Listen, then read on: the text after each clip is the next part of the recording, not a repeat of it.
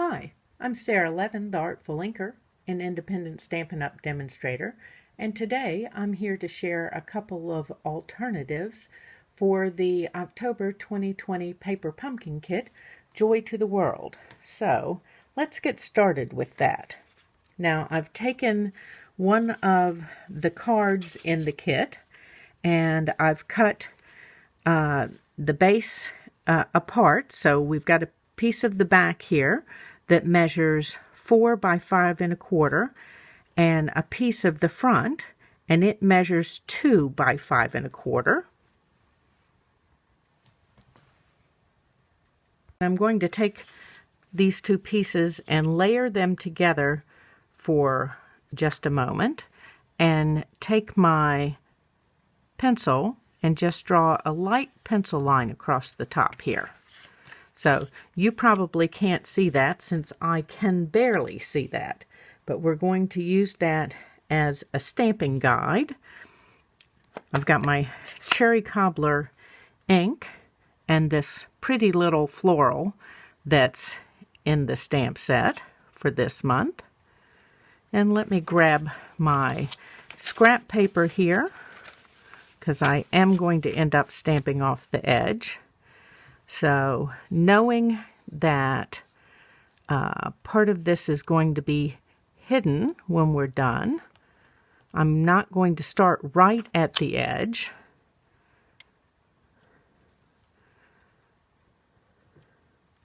That way I get to choose to see this full floral here. And then we're going to come on across with that, and then finish with stamping off on the other side. Okay, now let's put that aside and close up my ink for just a moment. And I've got half of one of the square vellum doilies. You can find these in a pack in the annual catalog. And I've also got my silicone craft mat and a sponge dauber that I use just for glue. And we're going to put some multi-purpose glue down here on my silicone craft sheet and glue up my dauber, and then use that across the back of this piece of vellum. And you want to spread it on so that you don't really see it, and you don't want to move it around and put it right back in a gluey patch, or the front part of your vellum will be gluey. So let's pick this up, and I want to lay this down over here and give that a rub all over. Just kind of pat that down. Let's move this gluey out of the way. Now you'll notice that my adhesive doesn't show, and that is the trick right there, to use the sponge dauber and put your adhesive on that way. Okay, so then we're going to line this up here with the bottom and give that a rub. And then I'm just going to check and make sure that my edges are even. I'm just a little bit over on this side, so I'm going to take my paper snips, because even though we can't see it right now, it will show up on the card base. So let's set that aside a moment and stamp our sentiment. We're going to use the cherry cobbler again, and I'm just going to set my stamp in and give it a light touch all the way across. And again, just giving it time to transfer to that piece of Whisper White. And let's close up the ink and get it out of the way. And let's go ahead and attach this to our card base. We're going to give this just a moment to dry. So I have a cherry cobbler base and a piece of Whisper White for the inside. This is a standard size base, and the inside layer is 4 by 5 1/4. so that we have that nice border all the way around. And then let's take that cherry cobbler ink one more time and our little floral. And let's see how we want to do that. Right here. Give that a little finish on the inside. And close up the ink one more time. Now we're going to leave that open and let it dry just a moment. And take our paper snips and we're going to trim around our sentiment here. And we're just giving it a little bit of shape. It doesn't have to be perfect and right up to the edges of the letters. In fact, by not coming right up to the edges of the letters, it makes it a little more interesting.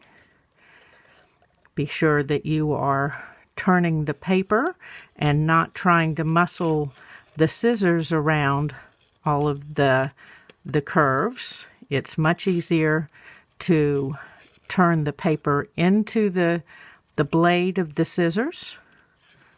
And then let's come up here. We're going to trim that off.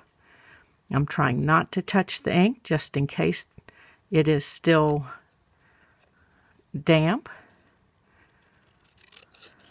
Okay, I went straight across the Mary, and then we're going to come back down here around the H and the C and give that a little bit of a curve. Okay, this has had time to dry. Let's get my dimensionals and pop this up.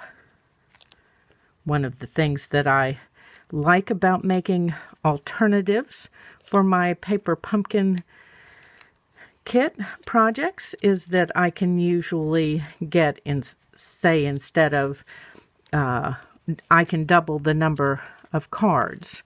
Or in this case, I can have a card and the little favor gift that I'm going to show you next. Okay, so if you check the sides and the top, then the bottom will also be where you want it to be. Now I cut off a strip of the from the die cut foil. This was along the edge, and it's about 1/4 inch wide by, I think, 3.5. And we're just going to add a little banner end to this because a little more bling is okay. Okay, and let's pull those out. Cutting up the center makes that much easier. So I'm going to add mini dimensionals to the back of our little gold banner here.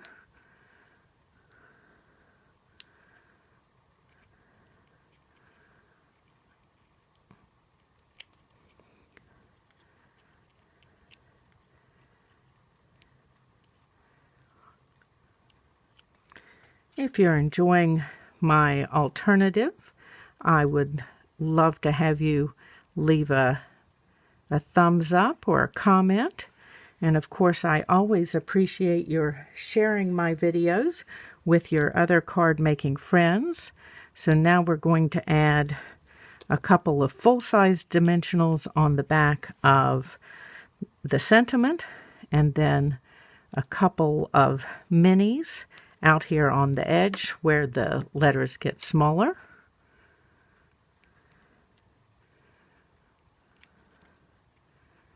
And if you have not yet subscribed to Paper Pumpkin and you're thinking about it, I have a link in the description below and would love for you to subscribe with me if you're in the US.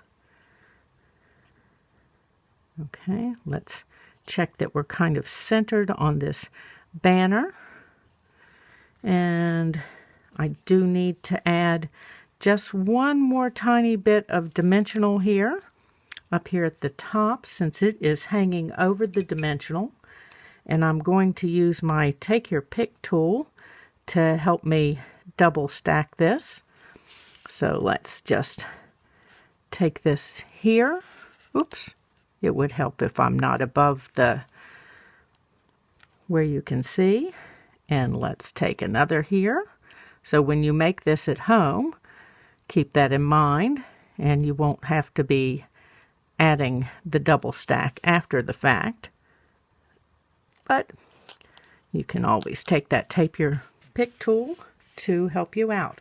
Okay, so there we are so far, but I think we need to add a little bling to this, and I've got some of the wonderful gems that are in the August through December mini catalog. I don't know if you can see, all of these have a little bit of gold glitter in them.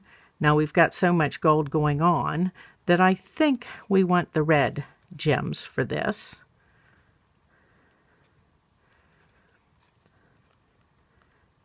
And I do like my odd numbers, so trying to decide. I think we're just going to do them down at the bottom like that. And there we are. That's our first alternative for the Joy to the World paper pumpkin kit. Let me clean my things up, and I'll be back in just a moment with my second.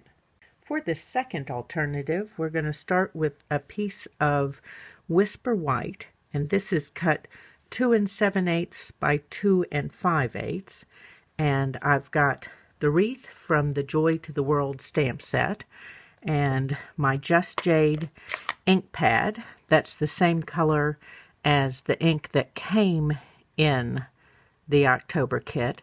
And I'm just setting this on my ink pad and giving it a light rub all over and the chance to transfer that ink. Now, my ink pad is very juicy, so I'm going to take a piece of scrap paper and stamp off just to check and see whether that's too dark, and it is. So let's ink that up again lightly rubbing all over. One of the leaves didn't pick up. And then I'm going to quick stamp off on text weight paper and then stamp on my Whisper White cardstock and give it a rub all the way around. Okay, so let's put that out of the way. Now by stamping off on text weight paper, the text weight paper does not absorb as much ink or transfer as much ink as if you had stamped off on Whisper White. So then I've got my Cherry Cobbler ink pad. Oop, and I need a scrap of Whisper White. And I've got the Joy stamp. And I'm doing the same thing, just letting it sit on here, making sure that it's inked up. And then we're going to stamp. Okay, we're going to give that a second to dry. Now, while that red ink dries, we're going to pull in some other pieces. First, I've got this 3 1/8 by 3 1/8 acetate box, and you can find these in the Stampin' Up! Annual Catalog. And they're the perfect size for a set of 3 by 3 cards, or Ghirardelli squares, or sachets of tea. So lots of things that you can put in here for a little gift. So then I've got this length of linen thread that is left from one of my paper pumpkin kits. And if you've received paper pumpkin kits, you may have some linen thread left as well. And if you don't, you can certainly purchase that from the Stampin' Up! Annual Catalog. So we're just going to take this and tie a little bow along the side. Now let me trim this. I like to leave long tails. And then I'm going to do this little faux bow kind of thing with 3 loops. And let's take that and wrap it around, and then we're going to pull it through the loop that I have tied around my finger, and then we're going to cut this. And let's put this out of the way. And now we're going to go back and untie this bow. Now I tied it to begin with so that I would know what length to cut my linen thread. And then I'm just going to put this extra bit right in here. And then hold it with my finger and tie my bow again over top of it. And then we have this lovely multi-loop frilly bow on the side. Let's trim this one just a little shorter to match up with this length on the other side. So that looks nice and festive. And then we're going to bring a piece of cherry cobbler, and it is 3 1/8 by 3 1/8. And I've got a piece of whisper white for the inside, so you can leave a message to whoever is receiving your little gifty. And this piece is 2 7/8 by 2 7/8. And then I've got a 1/4 inch piece of the one of the card fronts from the kit. And the trick here is measuring getting my distance right so that my borders are even. So I'm going to put this down first. Let's move this out of the way a moment. And if my top and side and here are even, then we are all set. Okay, and now I can put my adhesive on the back of my wreath. Make sure you are laying this down so that the narrower side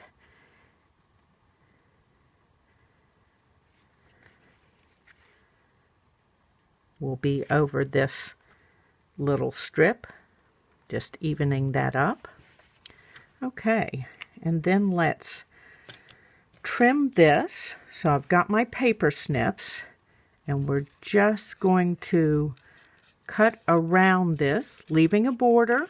You don't have to cut right up to the letters and take all of the white away. Cut a piece of that out. And you are turning your cardstock as you go rather than turning your scissors.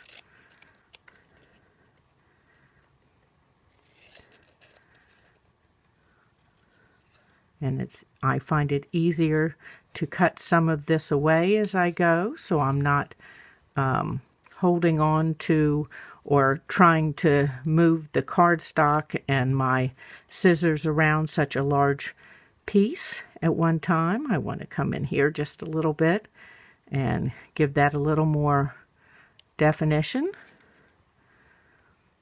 And then let's come on around the O and down here at the J and up around the dot and swing out.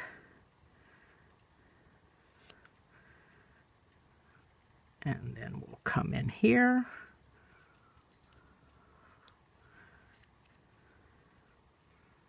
And again, you want to leave some of that white. It helps to make this pop. Let's move the scraps out of the way and grab my dimensionals and mini dimensionals. So I think I can put a full size here. No, I can't. So let's move that right on out of the way. We're just going to put a mini dimensional along here on each of these letters, and then I'm going to take my scissors and cut one of these in half. Now you can find the mini dimensionals in the annual catalog. I know your kit this month came with the full size dimensionals. Okay, let's move this out of the way and we'll pull these backing pieces off. Whoops.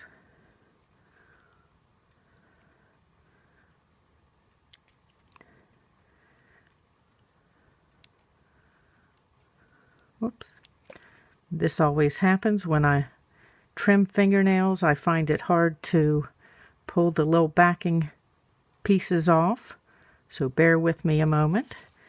Now, I'm getting just a smidge ahead of myself, and I'm going to turn this over, and I've got my stamp and seal, and we're just going to put a couple of strips of that on the back and bring our acetate box back in. And do take the time so that you use your fingers to find the edges and put this down. And that will stay on there then. And then we're just going to put this in the middle. And there we go. So fill your little box and you've got a pretty festive favor for your table, or a little gift for a coworker or someone who waits on you for the holiday season. Thanks for stopping by. This was Sara Levin, the Artful Inker of theartfullinker.com. Give this video a thumbs up and subscribe to my YouTube channel and ring the bell if you would like to be notified the next time I upload a video. Have a great day. Bye.